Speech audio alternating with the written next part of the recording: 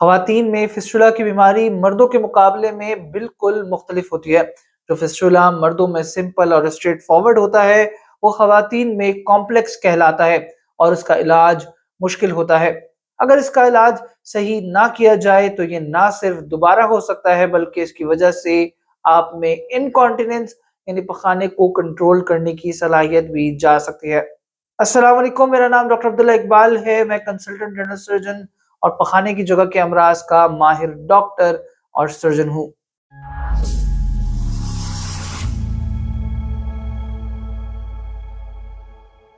सबसे पहले ये समझना ज़रूरी है कि फिस्टुला क्या है?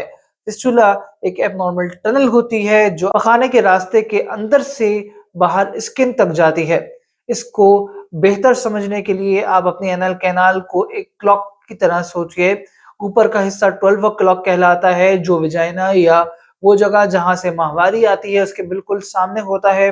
नीचे का हिस्सा 6 क्लॉक होता है जो कमर की जानिब होता है। 10 ओ क्लॉक से 2 ओ क्लॉक तक का हिस्सा एंटीरियर पार्ट कहलाता है जो आपकी वजाइना और एनल कैनाल के दरमियान होता है।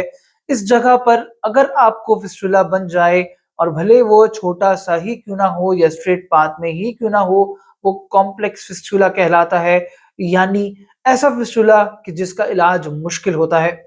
इसकी कॉम्प्लेक्सिटी को कुछ अहम वजहें हैं।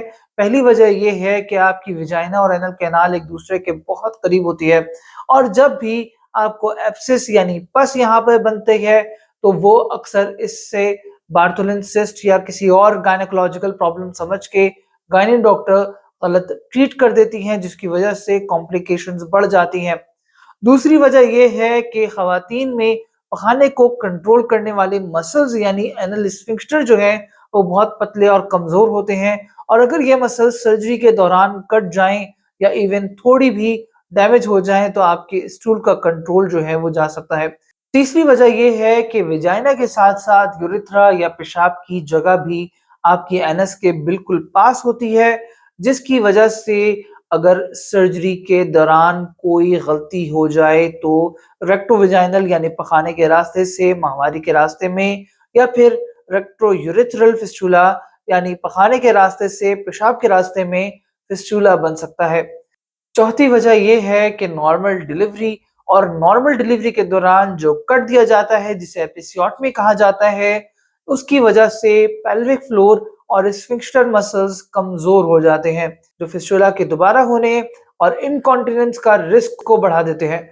इस वजह से एंटीरियर फिस्टुला का इलाज ज़्यादा एग्रेसिव नहीं किया जा सकता क्योंकि अगर आपके स्फिंक्टर मसल्स ज़्यादा डैमेज हो जाएँ, तो आप हमेशा के लिए स्टूल का कंट्रोल खो सकती हैं। ज़्यादातर एंटीरियर फिस्टुला 20 से 40 साल की उम्र की फीमेल्स में ही देखा जाता है। ये सिर्फ एक मेडिकल मसला नहीं है बल्कि फीमेल पेशेंट्स की क्वालिटी ऑफ लाइफ को बहुत ज़्यादा डिस्टर्ब कर देता है। मर्दों में फिस्टुला होने पर सिर्फ पखाने का मसला होता है, पखाने में दर्द और तकलीफ होती है और पेरिनेल एरिया से पस आती है, जबकि ख़वातीन में सिर्फ स्टूल का नहीं बल्कि यूरिनेशन का भी मसला होता है और फिस्टुला के बायस आपको मल्टीपल टाइम्स यूटीआई या यूरिनरी ट्रैक्ट इन्फेक्शन हो सकता है। इसके अलावा मेंस्ट्रुअल साइकिल या माहवारी की वजह से आप में हाइजीन या सफाई का को मेंटेन करने का मसला हो सकता है, वो मुश्किल आ सकती है और इन्हीं तमाम वजूहात के बायस मैंने फिस्टुला से मुतासिर ख़वातीन को अक्सर डिप्रेशन, एंग्ज़ायटी और एम्बैरेसमेंट का शिकार देखा है क्योंकि इस बीमारी का असर उनकी मेंटल हेल्थ और सोशल लाइफ पे बहुत ज़्यादा होता है। एक और चीज़ मैं यहाँ क्लियर करूँगा कि फिस्टुला का सिर्फ़ और सिर्फ़ ट्रीटमेंट सर्जरी है और अगर आप बिना सही डायग्नोसिस के सिर्फ़ एंटीबायोटिक्स लेती हैं, तो आपका फिस्टुला और भी कॉम्प्लेक्स हो सकता है। तो आपको करना ये चाहिए कि सबसे पहले एक एक्सपीरियंस फिस्टुला स्पेशलिस्ट सर्जन से चेकअप करवाएँ और अगर डॉक्टर मशवरा देता है, तो एमआरआई स्कैन करवाएँ ताकि इस बात का फैसला हो सके कि आपको फिस्टुला का मसला है या नहीं और फिस्टुला का पाथ क्या है और कौन-सा ट्रीटमेंट आपके लिए बेस्ट होगा। जैसे मैंने बताया कि फीमेल्स में इस मिक्सचर को सेव करना बहुत ज़रूरी है, इसलिए मैं अपनी फीमेल्स पेशेंट्स में स्पेशल सर्जिकल टेक्निक्स इस्तेमाल करता हूँ, जो स्फिंक्टर मसल को प्रिजर्व करती हैं और ताकि इनकॉन्टिनेंस ना हो और रिकरेंस का रिस्क जो है वो उससे कम होता है।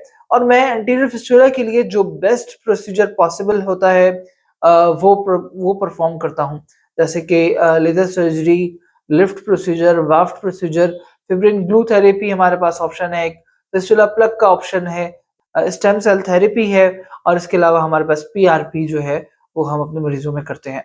ये तमाम प्रोसीजर एज़ पर रिक्वायरमेंट किए जाते हैं, यानी कि जो आपके लिए बेस्ट है वो प्रोसीजर जो है वो परफ़ॉर्म किया जाता है। अगर आपको पेरिएनल फिस्टुला है तो इसके लिए आपको सिर्फ़ एक्सपीरियंस्ड फिस्टुला सर्जन से जो है वो ट्रीट करवाना चाहिए। जिस फिक्स्चर फंक्शन प्रिजर्विंग सर्जरी जो है वो परफ़ॉर्म करे। सही डॉक्टर्स और सही ट्रीटमेंट का इंतख़ाब जो है वो बहुत ज़रूरी है, ताकि लॉन्ग टर्म रिज़ल्ट्स जो हैं वो बेहतर हो सकें और आप जो है वो अपनी तकलीफ़ से निजात हासिल कर सकें। मुझे उम्मीद है कि आपको आज की वीडियो ज़रूर पसंद आई होगी। अगर आपका फिस्टुला के हवाले से कोई सवाल है या आप अपनी बीमारी के मुताल्लिक कुछ पूछना चाहती हैं या फिस्टुला की सर्जरी करवाना चाहती हैं, तो आप मुझसे अपॉइंटमेंट लेके राब्ता कर सकती हैं। मेरा कॉन्टैक्ट नंबर है 0333287351 और 032123636111। आज के लिए इतना ही। मैं डॉक्टर अब्दुल्ला इकबाल। अल्लाह हाफ़िज़।